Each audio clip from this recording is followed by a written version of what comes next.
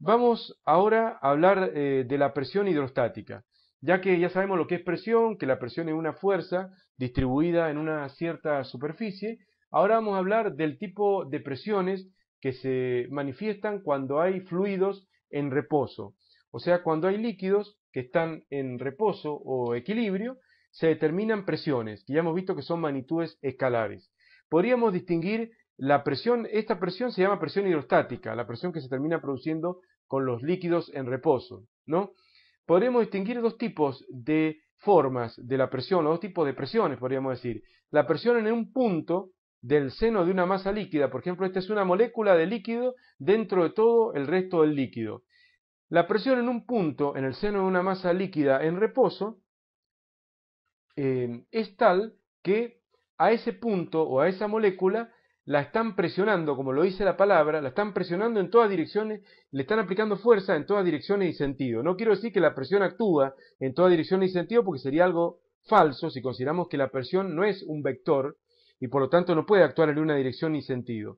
Decimos que la presión determina la aparición de fuerzas en todas direcciones y sentidos. Entonces, si hablamos de un punto en el seno de una masa líquida en reposo, a ese punto lo están presionando y están apareciendo fuerzas en todas direcciones y sentidos que obviamente se están compensando entre sí. O sea, esa fuerza descendente igual a esta fuerza ascendente, esta fuerza que va para acá igual a la otra que va para allá, esta otra igual a otra, esta otra, etcétera, etcétera, y por lo tanto, tridimensionalmente, porque esto está en realidad en tres dimensiones, la resultante total de la fuerza que actúan sobre un punto del seno de una masa líquida en reposo es cero, por eso ese punto está en reposo y por eso el líquido sigue en reposo. Si hubiera una resultante, es obvio que ese punto o esa molécula se movería y ya no estaríamos en reposo, y entonces una masa líquida no podría estar nunca en reposo, y esto no es así, porque las masas líquidas sí pueden estar en reposo, como uno lo puede comprobar simplemente vertiendo agua en un recipiente y dejándolo quieto en una mesa, obviamente está en reposo. ¿Sí o no? Bueno, hablando de las presiones que aparecen sobre las paredes de un recipiente, o en el fondo del recipiente, o en cualquier punto, pero ahora de las paredes y no del seno de la masa líquida, allí, en el fondo del recipiente, por ejemplo, la presión que aparece determina una fuerza neta perpendicular, o sea, normal, a la pared del recipiente. ¿Esto a qué es debido? Esto es debido a que, imaginemos que este punto que está ahí fuera el que está en el fondo del recipiente. Sobre este punto actuaría una fuerza para la derecha, una para la izquierda que se cancelan, ¿o no? Actuaría esta fuerza de arriba hacia abajo, pero no tendríamos esta fuerza de abajo hacia arriba, ya que tenemos que imaginarnos que ese puntito está ahora en el fondo del recipiente. Entonces, la parte de abajo no está. O sea, las moléculas de acá abajo, que presionaban y que terminaban ejerciendo fuerzas hacia arriba ascendentes o con componentes ascendentes, esas fuerzas que son, por ejemplo, estas tres fuercitas, no van a estar. Entonces, la única fuerza que van a estar son las fuerzas que tienen componente vertical descendente, sobre un punto ubicado en el fondo del recipiente, solamente la parte de arriba. Entonces, si sumara esta fuerza, esta más esta que se cancelan, esta más esa, es obvio que la resultante neta sería para abajo. Entonces, un punto ubicado sobre la pared de un recipiente que contiene un líquido en reposo tiene una fuerza neta que sí existe y que sí es normal siempre a la pared del recipiente, sin importar la forma que tenga este recipiente. Imaginemos este recipiente con esta forma. Vemos cómo la presión en ese punto aplica una fuerza como esta. Obviamente estos vectorcitos que están acá son todas fuerzas, no son presiones porque ya sabemos que la presión es un escalar.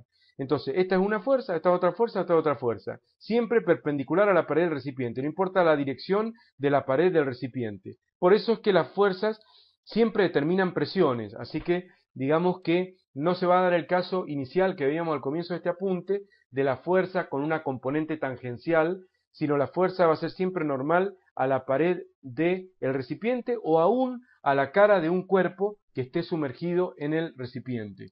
Así que eso es lo que podríamos decir. Observen ustedes cómo esta fuerza es mayor que esta y es mayor que esta. Eso es debido a que, como vamos a demostrar ahora, mientras más profundo estamos adentro del seno de la masa líquida en reposo, mayor presión hidrostática hay. Entonces la fuerza que se va a ejercer sobre este punto del recipiente va a ser mayor que sobre este y mayor que sobre este. Mientras más arriba me voy, menos fuerza va a ser ejercida. Bueno, eso como para introducirnos en el concepto de presión hidrostática. Tenemos que considerar que la presión hidrostática es una consecuencia del peso del cuerpo. O sea, estamos hablando de presión hidrostática porque estamos en la gravedad terrestre.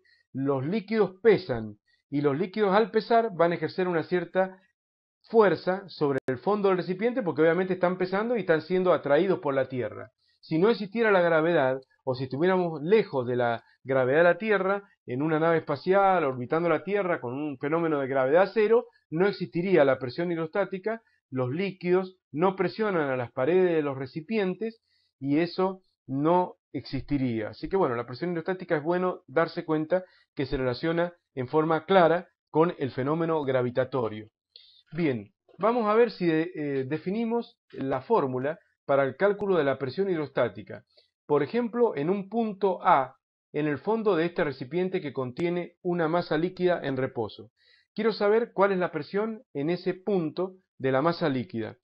Bien, el mismo está a una profundidad h y por lo tanto lo que voy a hacer es, en torno al punto A, que en realidad es un puntito únicamente, en torno al punto A voy a definir un cierto círculo y en torno a él una cierta columna de forma cilíndrica. O sea que esto es un proceso, por supuesto, abstracto, porque no existe, todo lo que hay es líquido. Bueno, pero yo me voy a imaginar una columna de líquido. Una columna de líquido de forma cilíndrica, con una superficie determinada, en torno pequeña, por ejemplo, en torno del punto A, y voy a ver cuál es la presión en el punto A y en todos los puntos en derredor del punto A, o sea, cuál es la presión en todos los puntos de este pequeño circulito que ahí ven en perspectiva en color verde.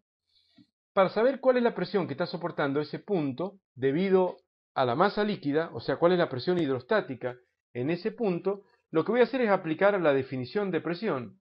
La definición de presión es la fuerza actuante sobre esa superficie dividida la superficie sobre la cual está actuando. En este caso, el peso de esta columna, acá hecha en color verde, dividido la superficie de la base de esa columna. Entonces de esa manera voy a tener peso, que son newton, sobre metro cuadrado, por ejemplo, y tendré pascales, y esa será la presión hidrostática que estará ejerciendo el líquido en reposo.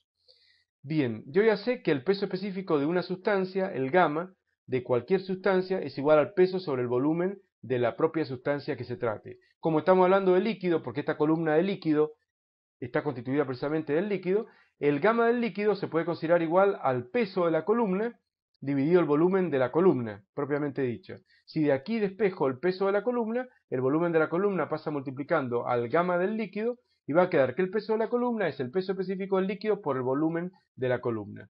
Ahora voy a reemplazar el numerador acá de peso de la columna por este producto, gamma del líquido por el volumen de la columna, o sea, peso específico del líquido por volumen de la columna. La superficie de la base la repito. Luego voy a hacer otra sustitución más. El volumen de esta columna, como es una columna cilíndrica, es igual a ¿qué? A la superficie de la base multiplicada por la altura. Eso ocurre para el cilindro y para cualquier sólido de sección regular, como lo es en este caso el cilindro. Entonces, directamente el volumen de la columna va a ser sustituido por la superficie de la base multiplicado por la altura de la columna. Y todo eso queda por gamma L sobre superficie de la base.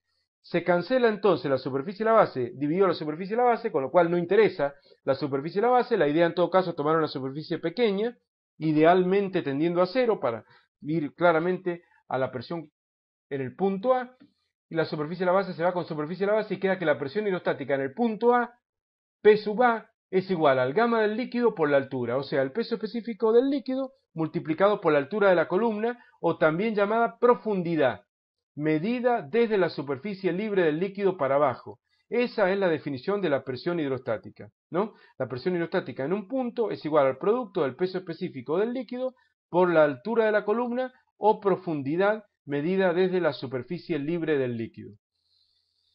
Podemos ver entonces que si tres puntos A, B y C están a una misma profundidad, pero son tres puntos distintos, ahora no en el fondo del recipiente, sino a una determinada profundidad en el medio del recipiente, pongámosle, a una cierta profundidad H, la presión hidrostática de A es igual a la presión hidrostática de B y es igual a la presión hidrostática de C. Esto es debido porque la presión en cada punto es igual al peso específico del líquido, como acabamos de ver, multiplicada por la altura de la columna o profundidad. O sea que lo que va a influir para determinar la presión hidrostática de A no es la profundidad que hay o la distancia que hay entre el punto A y el fondo del recipiente, sino lo que hay por arriba. O sea, lo que termina presionando sobre A es todo lo que hay hacia arriba. Es el peso de la columna hacia arriba, es el que presiona a A. Por lo tanto, la presión que hay, por ejemplo, si yo me meto 1 metro debajo del agua en una pileta de 4 metros de profundidad, estoy soportando una cierta presión hidrostática. Y si me meto 1 metro debajo del agua, en un océano que tiene 4000 metros de profundidad total, yo voy a soportar la misma presión, porque lo que importa es que me metí 1 metro debajo del agua.